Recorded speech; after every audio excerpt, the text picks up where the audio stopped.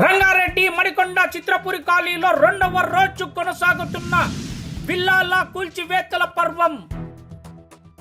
ఉదయం నుండి రంగంలోకి దిగిన మణికొండ టౌన్ ప్లానింగ్ అధికారులు మణికొండ మున్సిపల్ కమిషనర్ ఆదేశాల మేరకు విల్లాలు కూల్చివేతలు.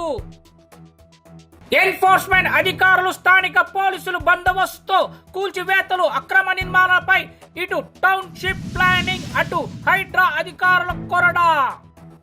కోట్ల రూపాయల వ్యయంతో నిర్మించిన నిర్మాణాలను నేలమట్టం చేసి యజమానులను గుండెల్లో రైలు పరిగెత్తిస్తున్న అధికారులు. అక్రమ నిర్మాణాలు సీరియస్ గా వివరిస్తున్న అధికారుల బృందం.